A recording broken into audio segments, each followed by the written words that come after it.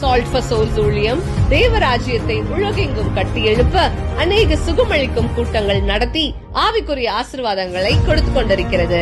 Salt for souls ஊழியம் India மற்றும் இலங்கையில் ஆதரவற்ற குழந்தைகள் இல்லங்களை ஆதரித்து அவர்களுக்கு தேவையான அனைத்து விதமான உதவிகளையும் வழங்கி வருகிறது. ஹலோ எவ்ரிபாடி, அன்புள்ள போதுகிற நிகழ்ச்சிக்கு உங்களை எல்லோரையும் மறுபடி சந்திக்கிறதுல ரொம்ப நாங்கள் சந்தோஷமா இருக்கிறோம். கர்த்தர் நல்லவர், உங்களை ஆசீர்வதித்திருக்கிறார்னு சொல்லி நாங்கள் நம்புகிறோம். பரிசுத்த ஆவியானவரை குறித்து நாங்கள் பார்த்துக்கிட்டு வருகிறோம். இந்த காலங்களிலே பரிசுத்த ஆவியானவர் எங்களோட வாழ்க்கையிலே மிகவும் அவசியம். இது ஆவியானவரின் காலம். ஆவியானவரின் சத்தம் கேட்டு நாங்க வாழ வேணும். அவருடைய சித்தம் செய்து வாழற காலம் இல்லையா? ஆமென், ஆமென்.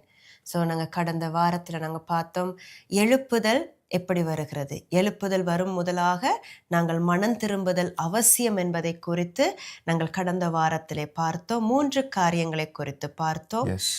ஸோ உங்களுக்கு ஞாபகம் இருக்கும் என்று நாங்கள் நம்புகிறோம். முதலாவதாக எப்படி இந்த எழுப்புதல் வரும்? மனம் திரும்புதல் இருக்கும் பொழுது எழுப்புதல் அந்த இடத்திலே காணப்படலாம். எழுப்புதல் சபையில் மாத்திரமல்ல, எழுப்புதல் குடும்பத்தில் மாத்திரமல்ல, எழுப்புதல் எங்களுடைய தனிப்பட்ட வாழ்க்கையில நடைபெறும் பொழுதுதான் அது முதலாவது குடும்பத்திலும் அதன் பிறகாக அந்த எழுப்புதல் சபைக்குள்ளாகவும் அது கிரியை செய்து கொண்டிருக்கும். ஏனென்று சொன்னால் முதலாவது எங்கட வாழ்க்கையில எழுப்புதல் இல்லாமல் போய்விட்டால் அந்த இடத்திலே நாங்கள் ஒரு பிரகாசமாக காணப்பட முடியாது. கிறிஸ்து இயேசுவை நாங்கள் மற்றவர்களுக்கு எடுத்து சொல்ல முடியாது. ஆண்டவர் சொன்னார், let your light to shine before men so they may see the good works and glorify the Father in heaven. Hallelujah. கனிகள் கொடுக்கிற காலம். ஆமென்.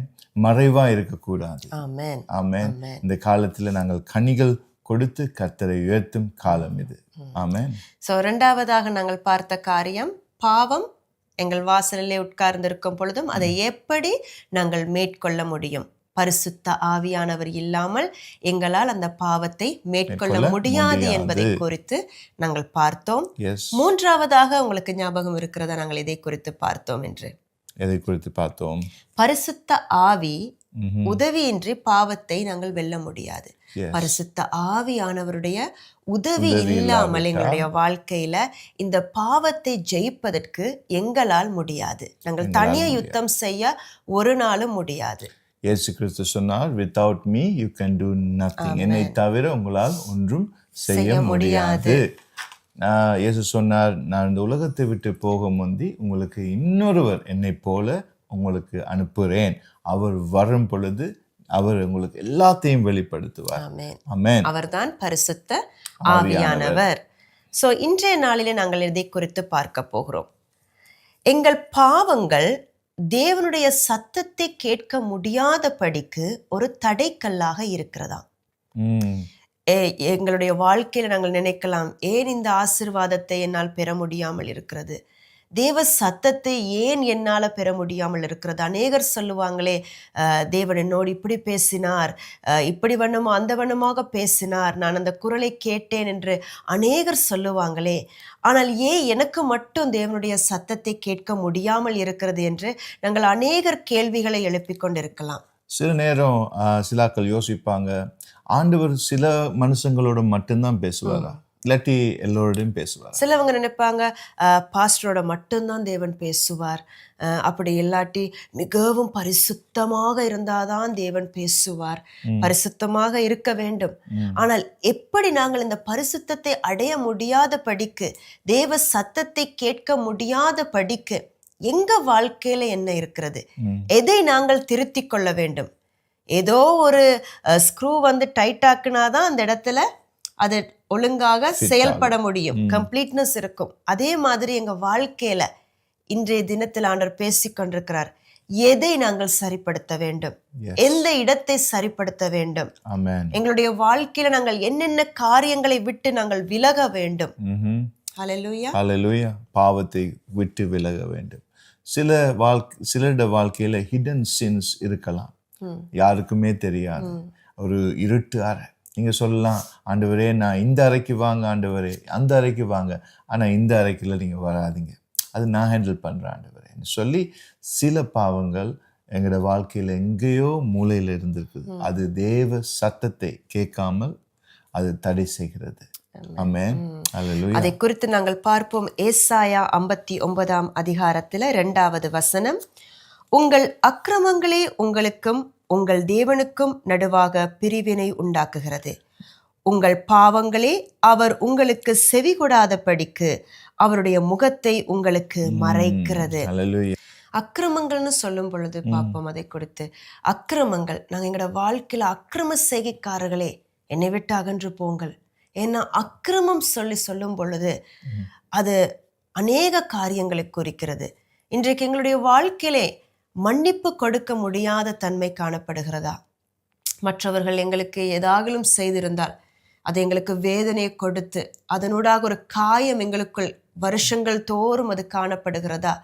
மன்னிக்க முடியாத ஒரு தன்மை உங்களுக்குள் காணப்படலாம். ஆனா நீங்க பேசுவீங்க, எல்லாம் செய்வீங்க, அந்த நபரை கண்டா நீங்க பேசுவீங்க, எல்லாம் செய்வீங்க. ஆனாலும் உங்களுக்குள் இருக்கும் அந்த காயம், அது ஆறாதது நிமித்தம், மன்னிப்பு கொடுக்காதது நிமித்தம் அது ரொம்பவும் அது காயப்பட்டிருக்கிறது. அது தேவனை விட்டு உங்களை பிரித்து கொண்டிருக்கிறது. எப்படி தேவனை விட்டு பிரிக்கிறது? அந்த மனிதனை நாங்கள் சிறைப்பிடித்துக் கொள்ளுகிறோம். எங்களோட வாழ்க்கையில அந்த மனிதனை சிறைப்பிடிக்கிறோம். அந்த மனிதனுக்கு ஒரு நல்லது நடப்பதை குறித்து எங்களுக்கு அதுல ஒரு சந்தோஷம் இருக்காது, ஒரு கசப்பு ஏற்படும். எனக்கு நீ இப்படி பேசின தானே, என்ன நீ இப்படி நடத்தின தானே, நீ எனக்கு இந்த மாதிரி எல்லாம் செய்த தானேன்னு சொல்லி அதை நினைத்து நினைத்து நாங்கள் நடக்கும் பொழுது எங்களுக்குள்ளே இருக்கும் இந்த கசப்பின் நிமித்தம் அந்த மனிதனுக்கு விரோதமாக எங்கள் உள்ளம் எப்பொழுதும் எழும்பிக் கொண்டே இருக்கும். அப்படி எழும்பிக் கொண்டிருக்கும் பொழுது நாங்கள் ஏறெடுக்கும் எந்த ஒரு ஜெபமும் கர்த்தருடைய சமூகத்துக்கு போகாது.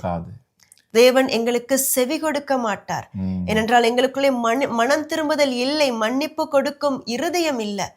கொஞ்ச நேரம் நினைச்சு பாருங்க, நாங்க எவ்வளவு பாவிகளாய் வாழ்ந்தோம். ஆனா இயேசு கிறிஸ்து எங்களுக்காக அவருடைய இரத்தத்தையே கொடுத்து, இன்றைக்கும் நாங்க அதோட நாங்க விட்டோமா? இல்ல. இன்றைக்கும் நாங்க எங்களோட தவறுகள் அநேகம் காணப்படுகிறது இல்லையா? அந்த அநேக தவறுகளை செய்து மறுபடியும் போய் அப்பா என்னை மன்னிச்சிடுங்கப்பான்னு சொல்லும் பொழுது அவர் ஒரு பொழுதும் நாங்க செய்த பிழையை நீ அன்றைக்கு இப்படி செய்த தானேன்னு சொல்லி அந்த பிழையை அவர் சுற்றி காட்டுகிறவர் அல்ல. தேவன் எங்களுக்கு மிகவும் கிருபை உள்ளவராகவே இருக்கிறார். அப்படிப்பட்ட கிருபையை தேவன் எங்களுக்கு கொடுக்கும் பொழுது அவருடைய பிள்ளையாகிய நாங்க எப்படி இருக்கணும்னு அவர் எதிர்பார்க்கிறார். ஆமென். அவருடைய சத்தம் கேட்டு வாழணும்னு தான் எதிர்பார்க்கிறார். பாவம் செய்யறது என்று சொல்றது ரொம்ப ஈஸியான காரியம் இல்லையா? எப்போ எங்களோட சொந்த புத்தியில நாங்கள் சாய்ந்து இருக்கிறோமோ அப்போ நாங்கள் பாவம் செய்யறதுக்கு ஈஸியாக இருக்கும். உதாரணத்துக்கு நான் சொல்லுவேன், எப்பவுமே அம்மா கையை புல்ல பிடிச்சிட்டு போனா யாரு கையில அதிகாரம் இருக்கிறது? அம்மாவின் இல்லையே, பிள்ளையின் கையில். அம்மா பிடிச்சிட்டு போனா அம்மாட கையில. அப்ப கர்த்தர் எங்களோட கரம் பிடிக்க வேணும், நாங்க கர்த்தரோட கரத்தை பிடிக்க கூடாது. அப்படின்னு சொன்னா நான் தான் கண்ட்ரோல், எப்ப விடுறது எப்ப பிடிச்சு கொள்றது என்று சொல்லி நாங்க எங்களோட வாழ்க்கையை கொண்டு போறோம். ஆனா கர்த்தர் பிடிச்சாருன்னு சொன்னா எந்த புயல் வந்தாலும், எந்த பாவம் வந்தாலும், எந்த சூழ்நிலை இருந்தாலும் கர்த்தர் கரம் எங்க மேல, கர்த்தர் கரம் என் மீது இருக்கு. இன்னைக்கு கர்த்தர் கரம் உங்க மீது இருக்கிறதா? அதுதான் கொஸ்டின் இல்லையா? எங்கள் ஜெபத்தின் சத்தத்தை கூட அவர் கேட்க மாட்டார் என்று சொல்லுகிறார் சங்கீதம் 66:18. நாங்க என்ன ஜெபிச்சாலும் அந்த ஜெபத்துக்கு பதில் வராம இருக்குதா? இந்த நேரத்துல நீங்கள் உங்களை விசாரித்து பாருங்க. ஆண்டவரே, என் ஜெபத்துக்கு இன்னும் பதில் வரலையா? நான் எந்த இடத்துல தவற விட்டேன்? எந்த இடத்துல நான் மாறணும்? என் வாழ்க்கையில இப்படிப்பட்ட ஒரு நுகத்துக்குள்ள நான் போய்கொண்டிருக்கிறேனே, இது எதன் நிமித்தமாக? ஆண்டவரே, என்னை நீங்க மன்னிங்க. எனக்கு என் அக்கிரமங்களை விட்டு என்னை விலக்கி பரிசுத்த ஆவியானவருடைய குரல் கேட்கத்தக்கதான ஒரு மகளாக, ஒரு மகனாக என்னை மாற்றுங்கன்னு சொல்லி அவரிடத்துல நாங்கள் சரணடைய வேண்டும். சில நேரத்துல உங்க உறவினர்ல, உங்களோட ரிலேஷன்ஷிப்ஸ்ல சில கசப்பு இருக்கலாம். எல்லாரும் சேர்ந்து கூடி இருக்கலாம். ஆனா யாருக்கு எதிராகவோ யாரெல்லாம் பேசியிருக்கலாம், அதெல்லாம் உங்களை ஹர்ட் பண்ணியிருக்கலாம். ஏன்னா நாங்கள் மனுஷன் மேலே பாசம் வச்சிருவோம் கெதியா இல்லையா? அன்பு தொல்லை இல்லையா? அதுதான் தேவன் எனக்கு ஒரு பாட்டு ஒன்று தந்திருந்தேன். மனிதனின் பாசத்தை நிஜமென்றே நான் நம்பியே வாழ்ந்தேன், ஏமாந்தேன், மனிதனின் ரூபம் கண்டேன், பாசத்தின் காயம் கண்டேன், மனிதனின் ரூபம் கண்டேன், பாசத்தின் காயம் கண்டேன், வந்தேனும் திருப்பாதம் தந்தேனே என் உள்ளம். எங்களோட உள்ளத்தில் நோகு இருக்கலாம், மனுஷங்க செஞ்ச காரியங்கள் இருக்கலாம், சில நேரம் அவங்க எங்களை துச்சமாக பேசிட்டாங்க, இல்லாட்டி தப்பாக பேசிட்டாங்க, அவங்கள விட்டு இல்லாத எல்லாம் சொல்லிட்டாங்கன்னு சொல்லி அந்த கசப்பு உள்ளால் இருந்து கொள்ளலாம். நீங்கள் மன்னிச்சிருக்கலாம், ஆனால் அந்த பெயின், அந்த பெயின், அந்த வூண்ட், அந்த ஸ்கா உங்களால் ஹர்ட் பண்ணிக்கிட்டு இருக்கலாம் சில நேரத்தில். அதனால் அவங்கள முகமுகமாக நீங்கள் பார்த்துருக்க முடியாது. ஏன்? அந்த பெயின் விடாது. அவங்கள சொல்லுவோமே, நீங்கள் மார்க்கெட்டுக்கு போகிறீங்க, அவங்க அந்த பக்கம் வந்துக்கிட்டு இருக்காங்க, அப்போ நாங்கள் என்ன செய்வோம்? திருப்பிட்டு இந்த பக்கம் போயிடுவோம் இல்லையா? அது மாதிரி சூழ்நிலை உங்களோட வாழ்க்கையில் யாராவது சரி உங்களால் முகம் கொடுத்து கதைக்க முடியாதா? நீங்கள் கர்த்தருடைய கரத்தில் போய் அர்ப்பணிக்கணும் இல்லையா? அதுதான் இரண்டாவதாக நாங்கள் பார்க்க போகிற காரியம், சரணடைதல். சரணடைகிறது எங்களை ஃபுல்லி டோட்டல் கண்ட்ரோலுக்குள்ள கொடுப்பது. ஒரு டோட்டல் கண்ட்ரோல் என்று சொல்லும் பொழுது பாருங்க, நீங்க முதல்ல சொன்ன மாதிரி எங்களுடைய கரத்தை தாயின் கரத்திலோ அல்லது தகப்பன் கரத்திலோ நாங்கள் கொடுக்கும் பொழுது அவங்க எங்களை டோட்டலா கண்ட்ரோல் பண்றாங்க. எங்களோட கரத்தை நாங்க கொடுக்கும் பொழுது அவங்க எங்களை பிடித்து கொள்ளும் பொழுது அது பலத்தை இழக்கிறோம். அவங்களோட கண்ட்ரோலுக்குள்ளதான் நாங்க போவோம். அவங்க எந்த திசைக்கு எங்களை இழுக்கிறாங்களோ அந்த திசைக்கு தான் நாங்க போய்கொண்டிருப்போம். எங்களோட பலத்தை இழக்கிறோம், அவரோட பலம் எங்களை பிடிச்சு கொள்றது. எங்களோட சுயத்தால் ஒன்றும் செய்ய முடியாது. அதான் சொல்ற, without me you can do nothing என்று ஜீசஸ் சொல்றார்.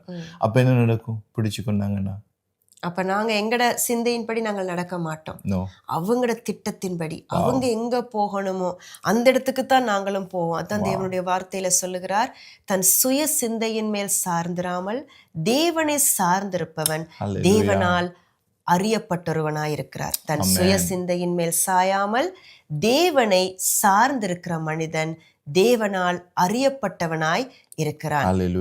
தேவனால் அறியப்படுகிறது என்று சொல்லுவது ஒரு பெரிதான ஒரு காரியம். யோசிச்சு பாருங்க, ஒரு பிரசிடென்டாலேயோ இல்லாட்டி எங்களுக்கு தெரிந்த உயர்வான பதவியில் இருக்க ஒரு மனிதனால நாங்க அறியப்படுகிறோம் என்று சொல்லுகிற பொழுது எவ்வளவு எங்களுக்குள்ள ஒரு சந்தோஷம் இல்லையா? ஆனா பாருங்க, உங்களை படைத்து உங்களுக்கு சுவாசத்தை கொடுத்து இந்த வாழ்க்கையை கொடுத்து உங்களை உருவாக்கின தேவன் உங்களை பார்த்து சொல்லுகிறார், உங்களை சுய சிந்தையின் மேல் சாராமல் நீங்க என்னைய சார்ந்திருக்கும் பொழுது, அப்படி என்று சொல்லும் பொழுது தேவனை சார்ந்திருக்கும் பொழுது அவரால நீங்க அறியப்படுவீங்களாம். எவ்வளவு ஒரு பெரிதான ஒரு காரியம் இல்லையா? என்ன அறிந்த தேவன் என்னோடு இருக்கிறார், என்னை குறித்து அவருக்கு தெரியும். இந்த பரிசுத்த ஆவியானவரை ப்ளீஸ் பண்ணி நடக்கும் பொழுது, அவரை வேதனைப்படுத்தாமல் அவருக்கு முழுமையாக எங்களை அர்ப்பணிக்கும் பொழுது தான் இந்த ஆசீர்வாதங்கள் எங்கள் வாழ்க்கையிலே கடந்து வரும். ஆமென், ஆமென். தங்கும். அல்லேலூயா. யார் என்னை கைவிட்டாலும் இயேசு கைவிட மாட்டார். அல்லேலூயா. உங்களை கண்டிப்பா அவர் கைவிட மாட்டார். ஆமென், ஆமென். சோ அந்த வார்த்தை குறித்து நாங்கள் பார்ப்போம். ரோமர் 12ஆம் அதிகாரத்தில 1வது வசனத்திலே, அப்படி இருக்க சகோதரரே, நீங்கள் உங்கள் சரீரங்களை பரிசுத்தமும் தேவனுக்கு பிரியமுமான ஜீவ பலியாக ஒப்புக்கொடுக்க வேண்டுமென்று தேவனுடைய இரக்கங்களை முன்னிட்டு உங்களை வேண்டிக் கொள்கிறேன். இதுவே நீங்கள் செய்யத்தக்க புத்தியுள்ள ஆராதனை. புத்தியுள்ள ஆராதனை. சோ நாங்கள் எவ்வளவோ பாடல்களை பாடலாம், தேவனை நாங்க மகிமைப்படுத்துறோம்னு சொல்லி நாங்க நிறைய பாடல்களை பாடலாம். ஆனா அந்த பாடல்களை பார்க்கிலும் அந்த பாடல்களுக்கும் பக்க புத்தியுள்ள ஆராதனை என்னதான், எங்களை நாங்க முழுமையாக ஒரு ஜீவ பலியாக, நாங்க எல்லாருக்குமே சுவாசிக்கிறோம் இல்லையா? சுவாசிக்கிற நாங்க ஜீவ பலியாக எங்களை நாங்க தேவனிடத்துல அர்ப்பணிப்பது. Living sacrifice. ஆமென். சோ நாங்க சொல்லலாம், நாங்க தசம பாகங்களை கொடுக்கிறோம், காணிக்கைகளை கொடுக்கிறோம்.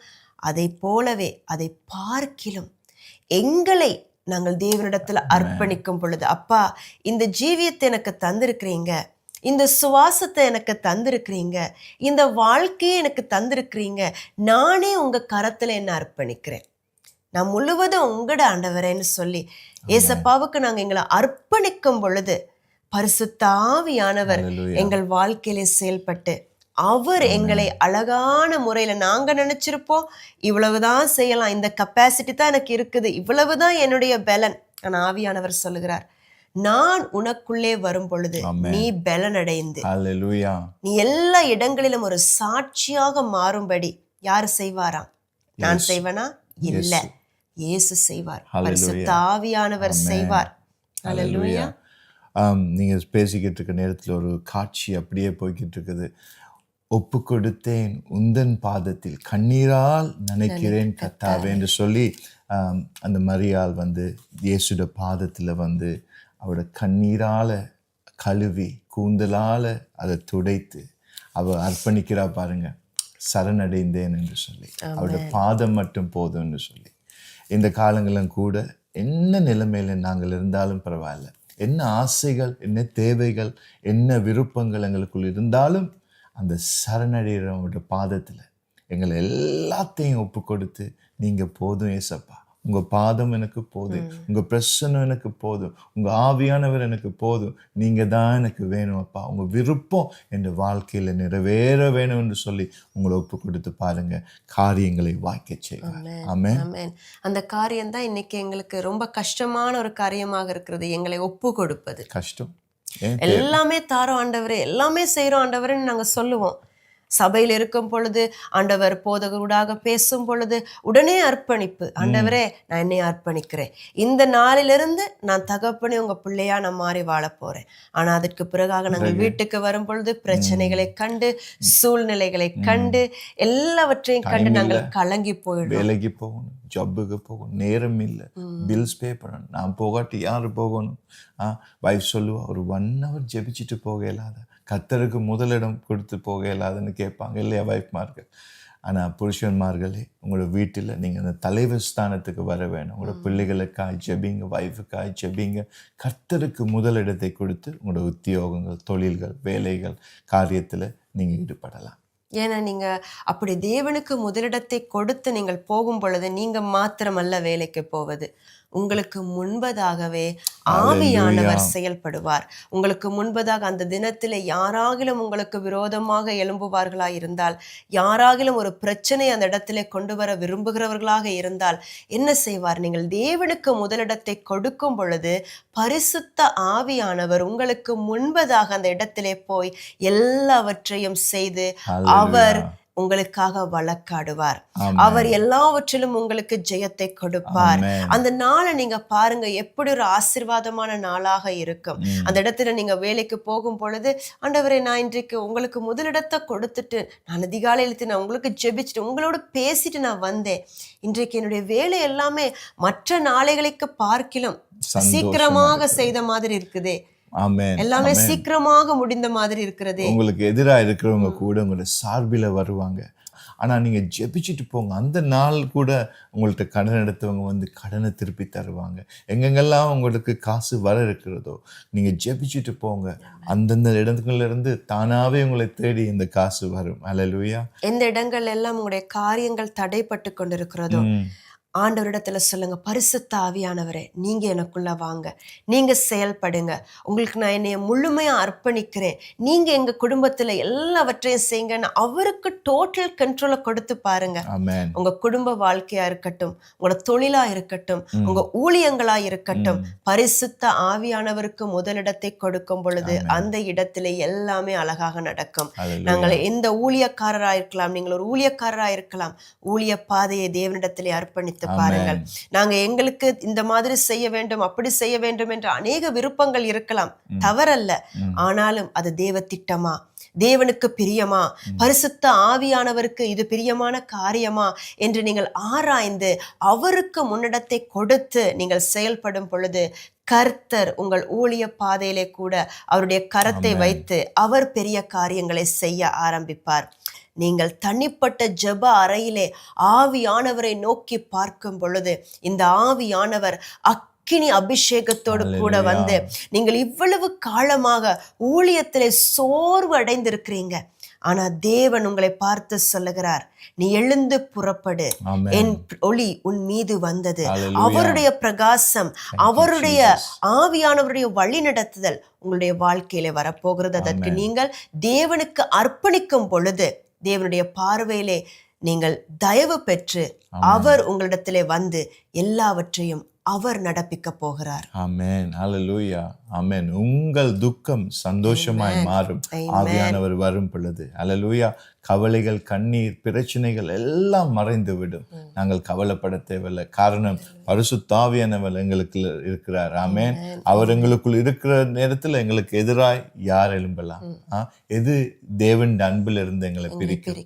பரிசுத்த ஆவியானவர் எங்களுக்குள் இருந்தால்தான் பிரிக்க முடியாது. ஆமென். அந்த பரிசுத்த ஆவியானவரை துக்கப்படுத்தாம பரிசுத்த ஆவியின் சத்தம் கேட்டு எப்படி நான் தேவனை பிரியப்படுத்த வேண்டும் என்று சொல்லி ஜெப வாழ்க்கை ஜெபித்து அர்ப்பணித்து நீங்க செய்து பாருங்க. கண்டிப்பா ஒரு காரியத்துங்கள் எல்லாம் கர்த்தர் வாய்க்க செய்வார். ஆமென். உங்களோட பிள்ளைகள் எல்லாம் நல்லபடியா வருவாங்க. வைஃப் மார் சில நேரம் இருப்பீங்க, இந்த கணவர் வருகிறார் இல்லையே ஜெபத்துக்கு, கணவன் சபைக்கு வருகிறார் இல்லையே என்று சொல்லி கவலையோடு கூட நீங்க இருக்கலாம். ஆனா நீங்க அதிகாலை எழும்பி கர்த்தருக்கு ஸ்தோத்தரித்து பாருங்கள். கர்த்தருக்கு உங்களை ஒப்பு கொடுத்து பாருங்கள். அவரை குறை சொல்லாமல் நீங்க கர்த்தருக்கு உங்களை ஒப்பு கொடுங்கள். அந்த நேரத்துல தேவ அன்பு பரிசுத்த ஆவியானவர் உங்களுக்குள்ள இறங்குவார். அவர் இறங்கும் பொழுது நீங்க பிரகாசம் அடைவீங்க. அந்த பிரகாசம் உங்களோட கணவன் பார்த்து சொல்லுவார், தேவன் உன்னோடு இருக்கிறார் என்று சொல்லி அவர் உங்களோடு சபைக்கு வருவார். ஆமென். கர்த்தரால கூடாதது ஒன்றுமே இல்லை. ஹல்லேலூயா. ஆமென். கடைசியாக நாங்கள் பார்க்க போகிறோம், பரிசுத்தம் இல்லாமல் ஒருவனும் தேவனை தரிசிக்க முடியாது. சோ மத்தேயு 5ஆம் அதிகாரத்திலே 8வது வசனத்திலே பார்ப்போம், இருதயத்தில் சுத்தம் உள்ளவர்கள் பாக்கியவான்கள், அவர்கள் தேவனை தரிசிப்பார்கள். சோ சுத்த இருதயத்தை தேவன் எங்களிடத்திலே எதிர்பார்க்கிறார். பாருங்க, நாங்க ஏதாவது ஒரு கம்பெனிக்கு போகணும்னு சொன்னா, அந்த சிஇஓவை சந்திக்க வேண்டும் என்று சொன்னால் சில வழிமுறைகள் இருக்கிறது இல்லையா? நாங்கள் நினைத்த மாதிரி வீட்டில் இருக்கிற வண்ணமாகவே நாங்கள் சிஇஓவை பார்ப்பதற்கு ஒரு கம்பெனிக்குள்ளே கடந்து செல்ல முடியாது. அல்லது ஒரு ஸ்டேட்ல ஒரு பெரிய ஒரு லீடரை காண வேண்டும் என்று சொன்னால் நாங்கள் இருக்கிற வண்ணமாகவே அவரை போய் சந்திக்க முடியாது. அத மாதிரி தான் எங்களை படைத்தவர் என்று சொல்லும் பொழுது இன்றைக்கு நாங்கள் காண்கிற மனிதர்களுக்கு ரொம்பவும் ரெஸ்பெக்ட் கொடுப்போம், ரொம்பவும் மதிச்சு நடப்போம். ஆனால் எங்களுக்கு காணாத தேவன் ஒருவர் இருக்கிறார். அவர் எங்களை பார்த்து கொண்டிருக்கிறார். அவர் எங்களுக்குள் வாசம் செய்கிறார். இன்றைக்கு அவர் எங்களுக்குள் வாசம் செய்யும் அளவிற்கு நாங்கள் எப்படிப்பட்டவர்களாக இருக்க வேண்டும்? பரிசுத்தம் இல்லாமல் தேவனை தரிசிக்க முடியாது, தேவனை காண முடியாது. பரிசுத்தம் என்று சொன்னால் பெர்ஃபெக்ட் இல்லை.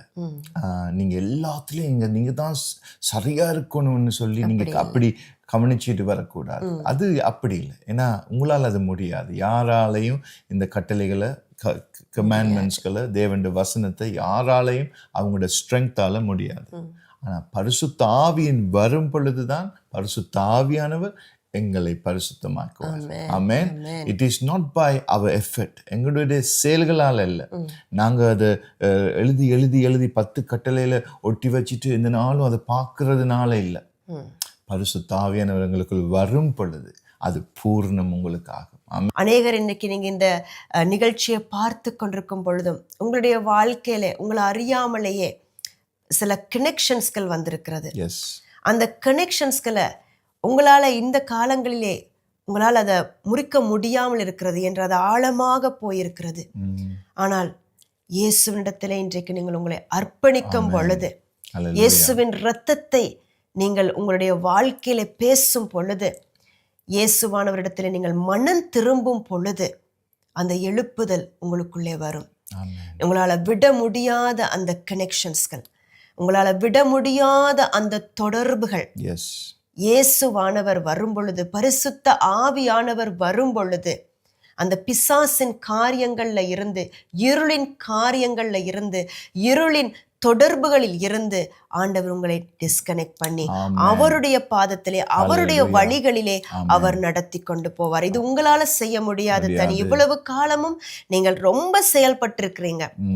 அதை நான் எப்படியாவது இந்த பாவத்திலிருந்து நான் விடுதலை அடைய வேண்டும் என்று நீங்க அநேக முறை முயற்சியும் செய்திருக்கிறீங்க. ஆனால் ஆவியானவர் இந்த நாளிலே நீங்க உங்களை அவரிடத்திலே அர்ப்பணித்து மனம் திரும்பும் பட்சத்திலே, இது எனக்கு வேண்டான்னு முழுமையா அர்ப்பணிக்கும் பட்சத்திலே, தேவன் பலத்த காரியங்களை தேவன் பலத்த காரியங்களை அவர் செய்வார். ஆமென். சில நேரத்துல போன்ல நீங்க பேசிக்கிட்டு இருக்க நேரத்துல ஒரு விஷனாய் கத்தர் காட்டிக்கிட்டு இருக்கார். சிலவங்க போன்ல சில கேம்ஸ் அடிக்ஷன் மாதிரி சின்ன சின்ன கேம்ஸ், அதை நீங்கள் கலர்ஃபுல்லாக இருக்கும், அதை பார்த்து அது ரிவார்ட் கொடுத்து சில நேரம் அதை நீங்கள் இன்னும் ஜெயிக்கணும், இன்னும் போகணும், இன்னும் ரிவார்டு எடுக்கணும்னு சொல்லி அதிகமாக விளையாடி அந்த மைண்ட் அதுக்கு பூர்ந்து இருக்கிறதுனால உங்களால் ஜெபிக்க முடியதில்லை. சில நேரங்கள் இருக்கிறீங்க சீரியல்கள் பார்த்து சில ஷார்ட்ஸ் பார்த்து அதில் உலகம் ஊறி இருக்கிறதுனால, சினிமா ஊறி இருக்கிறதுனால உங்களால் ஜெபிக்க இன்னைக்கு முடியதில்லை. ஆனால் கத்துறதுகள் எல்லாம் விட்டு என்கிட்ட வான்னு சொல்லி உங்களை அழைக்கிறார். நீங்கள் அதை பார்த்ததுனால, நீங்கள் அதை செய்கிறதுனால கத்தர் உங்களோட கோவிச்சுட்டு உன்னை பார்க்கவே மாட்டேன்னு சொல்லிட்டு இருக்கிற கத்தருங்கிற கத்தரில் சொல்கிறார், வா, நான் உன்னை அன்போடு அணைக்கிறேன், என்னை தவிர உன்னால் அதுகளை விட முடியாது, உன்னுடைய சுய பலத்தில் முடியாது, நீ வா, உன்னை அர்ப்பணி. வில்லிங்னஸ் இருக்கிறதா? நீங்கள் உங்களுக்கு அது விட வேணும்னு சொல்லி ஆசை இருக்கிறதா? சில ஆட்களுக்கு ஆசை இருக்கிறது, ஆனால் அந்த அடிக்ஷன் அது சங்கிலி மாதிரி பிடித்து வைத்திருக்கிறது. ஆனா இன்றைக்கு சங்கிலிகள் எல்லாம் கர்த்தர் இயேசு உடைக்க போகிறார். உங்களோட வாழ்க்கையில இருள் அறையில இருக்கிற உங்களோட பிள்ளைகளை கூட கர்த்தர் கொண்டு வர போகிறார். ஆமென். கர்த்தரால கூடாதது ஒன்றுமே இல்லை. இன்றைய நாங்கள் ஜெபித்து இந்த கட்டுகளை உடைத்து இயேசுவின் பாதத்தில் நாங்கள் வரப்போகிறோம். எங்களோடு சேர்ந்து ஜெபிங்க. ஹல்லேலூயா. இருக்கிற இடங்களிலே கண்களை மூடி கர்த்தரை ஒரு நிமிடம் நீங்க யோசித்து பாருங்க. அந்த கல்வாரி சிலுவை காட்சியை யோசித்து பாருங்க. உங்களுக்காக தாகம் என்று சொன்ன இயேசு கிறிஸ்துவை நோக்கி பாருங்க. ஆணி பாய்ந்த கரங்களை நோக்கி பாருங்க. ரத்தம் கொட்டுகிற அந்த கரங்களை நோக்கி பாருங்க. அந்த முள்முடி உங்களுக்காய் சுமந்ததை நோக்கி பாருங்க. அப்பா, இந்த வேளையில தகப்பனை யாரெல்லாம் இந்த வேளையில உண்மை நோக்கி பார்க்கிறாங்களோ, உங்களோட கூக்குரலை கேட்கிறாங்களோ, தகப்பனே இந்த வீட்டில உம்முடைய பிரகாசம் உண்டாவதாக, தயவு உண்டாவதாக, கிருபை உண்டாவதாக, வல்லமை புரண்டு வரட்டும் அப்பா. பரிசுத்த ஆவியின் வல்லமை இந்த வேளையில வெளிச்சமா இந்த வீட்டுக்கு கடந்து வரட்டும் அப்பா. கண்ணீரோடு அழுகிற உம்முடைய பிள்ளைகளை கண்ணோக்கி பார்ப்பீராக. இந்த வேளையில இருளின் அதிகாரம் எடுக்கப்படுவதாக. இயேசுவின் கருணை கண்கள் இவங்களை நோக்கி பார்ப்பதாக தகப்பனே. இதோ அன்பின் கரங்கள் இவங்களை தொடுவதாக அப்பா. அணைக்கும் கரங்கள் இவங்களை தொடுவதாக அப்பா. இந்த வேளையில எல்லா இருளின் சூழ்ச்சிகள், ஆண்டவரே, அந்தகார கிரியைகள் இயேசுவின் நாமத்தில் உடைப்பீர்களாக தகப்பனே. இந்த வேளையில இந்த ஃபேமிலிகளை, இந்த பிள்ளைகளை அப்பா நீங்க ஆசீர்வதித்து அப்பா, இந்த இவ்வளவு நாளும் அவங்களை முன்னுக்கு போக வேளாமல் கட்டியிருக்கிற அந்த கட்டுகளை அவுத்து அப்பா, ஜெபிக்க முடியாத அந்த பாவங்களை எல்லாத்தையும் விலக்கி அப்பா, உம்முடைய பரிசுத்த பிள்ளைகளாய் வாழ அந்த சாக்கியத்தை பரிசுத்த ஆவியின் மூலமாய் கொடுக்க வேண்டும் என்று சொல்லி ஜெபிக்கிறேன். ஆண்டவரே, உடைந்து போன ஜெப அறைகள் மறுபடி கட்டப்படுவதாக என்று சொல்லி ஜெபிக்கிறேன். இந்த வேளையில தகப்பனே, இயேசு கிறிஸ்துவின் நாமத்தில் இரத்த கோட்டைகளை மூடிக்கொள்ளும் ஃபேமிலிஸ்களை ஆசீர்வதிப்பீராக. இயேசுவின் இரத்தத்தை பூசுகிறோம் இந்த வேளையில பிதாவே. ஆசீர்வதி. இயேசுவின் நாமத்தில் ஜெபிக்கிறோம் நல்ல பிதாவே. ஆமென். ஆமென். அநேகர் எங்களுக்கு டெக்ஸ்ட் மூலமா கான்டாக்ட் பண்ணியிருந்தாங்க. உங்களோட ஜெபங்களை நீங்க அறிவித்திருந்தீங்க. உங்களுக்காக கண்டிப்பா நாங்கள் ஜெபித்து உங்களோட தொடர்பு கொள்ளுவோம். கர்த்தர் உங்களை கண்டிப்பா ஆசீர்வதிப்பாராக. இந்த நிகழ்ச்சி உங்களுக்கு மிகுந்த ஆசீர்வாதத்தை கொண்டு வந்திருக்கும் என்று நாங்கள் விசுவாசிக்கிறோம். மேலும் உங்கள் ஜெப தேவைகளுக்காக எங்களை info@salt4souls.com.au என்ற மின்னஞ்சல் மூலமாகவும் www.salt4souls.com.au என்ற இணையதளத்தின் மூலமாகவும் எங்களை தொடர்பு கொள்ளுங்கள். நாங்கள் உங்களுக்காக மிகுந்த பாரத்தோடு இடைவிடாமல் ஜெபிக்கவும் உங்கள் நம்பிக்கைக்கு துணையாக நிற்கவும் விரும்புகிறோம். நீங்கள் பூமியின் உப்பாக இருக்கிறீர்கள். மத்தேயு 5:13. இயேசு நாமத்தில் தேவன் உங்களை ஆசீர்வதிப்பாராக.